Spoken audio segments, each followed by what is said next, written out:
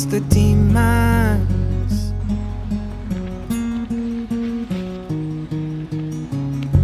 And rainbows amongst the thunder.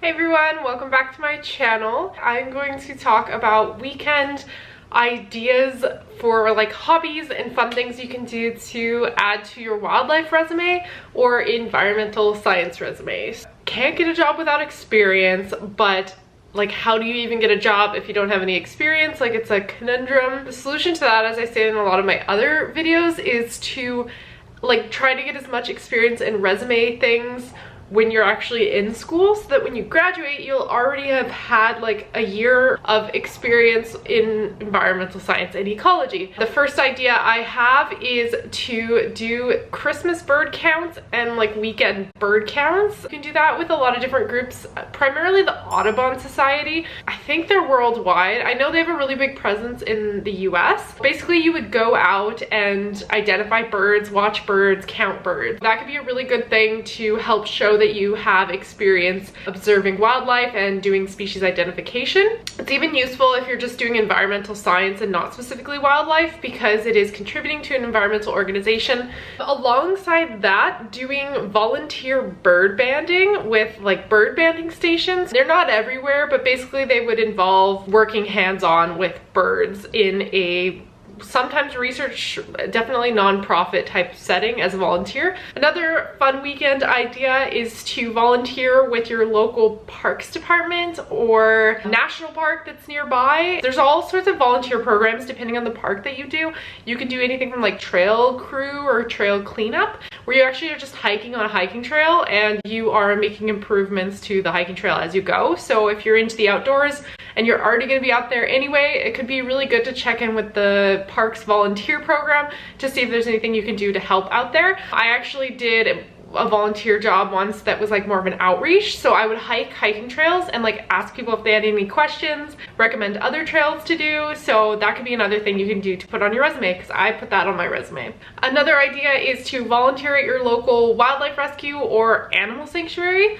That's including even like a humane society. I would try to get in on like a wildlife rescue place, but those can often be really competitive, and especially for younger people it might be better just to shoot for the humane society first. It could help get some of that experience working hands-on with animals, even if they're dogs and cats. It's kind of like the first step, and then you can jump up to more wildlife focused positions. Sometimes with the wildlife rescue organizations too, they need drivers. So if you have your driver's license in a car, you can actually go to a site and like pick up the animal and transport it to another shelter. And now I have some that are a little bit more advanced for older kids or students. You can teach yourself R programming. So R programming is something that a lot of students use in ecology type environmental science programs. I don't know very much about it because I never really did too much of it, but it is a programming language. So if you're looking for something to do at home, there are online classes you can take that are free on R programming. I'll link to some below if I could find any that are being offered right now, but I know occasionally they pop up too for just like free e-learnings. Another thing you can do too at home is teach yourself ArcGIS. This one's a little bit more expensive because ArcGIS, if you're not buying it, could be quite pricey, but if you have access to it through school or anything like that, if you teach yourself how to use that, that also opens up a big variety of different jobs. GIS is a really complicated field and many people major in GIS, so it's not like you can teach yourself everything, but a basic understanding of GIS is really important for an ecology or environmental science career. Another thing you can do too, especially if you have no parks organizations near you, no nonprofits, you're in the middle of nowhere and just have nature and that's it, you're still in luck. You can teach yourself how to track animals and identify animals now. If you buy yourself a good bird book,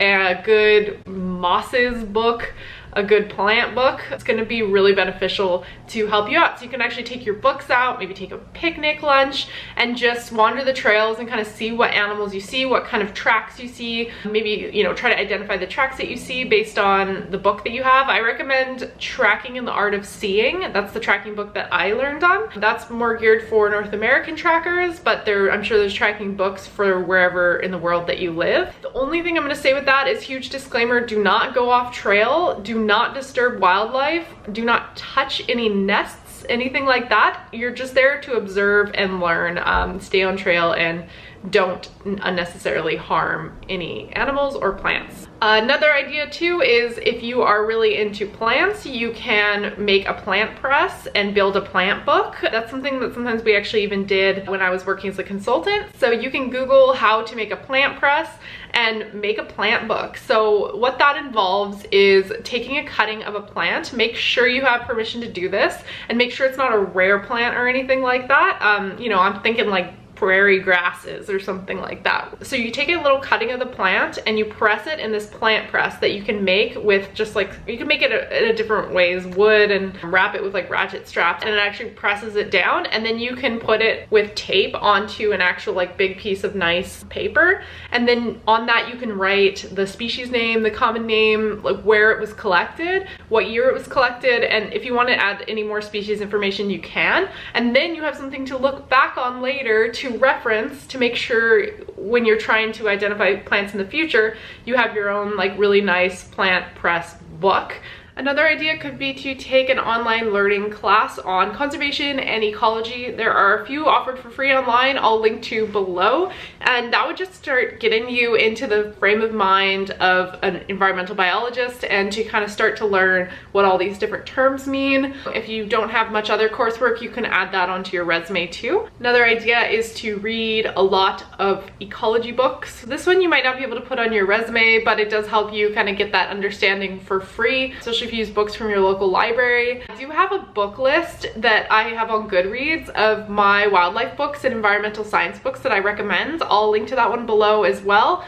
I haven't read them all, but they all looked good, so you can check that list out. Another idea I have is to practice doing an environmental assessment, especially if you are wanting to be an environmental consultant one day. You can make it any way you want. You could do wildlife, you could do plants, anything. So just practice, like grab a clipboard, maybe look up some example field sheets of like the type of data that's being collected out there. I can link to some example sheets below if I can find any. Just go out with your little clipboard and a pencil to somewhere that's public access or on your own property, and focus on like 100-meter by 100-meter plot, and take note on that field sheet of all the things you observe, all the species that you observe, whatever you want to focus on in your environmental assessment. If you really want to go full out, you can practice taking little water samples like in little mason jars or something like that if you have the permission to do so. And then you can practice writing up a report. So there's also a lot of example environmental assessment reports available online, but you can make it as easy and simple as you want. You can also use this as like a science project for school, but this is also what you would be doing when you were actually in a job, is just practicing standing in an area and just taking account of everything that's around you. You can also go home and create a map of the area you were in. You can have like a little pin for each of the bird, like you saw a robin in this tree, you saw this sparrow here. Create a little map for your environmental assessment.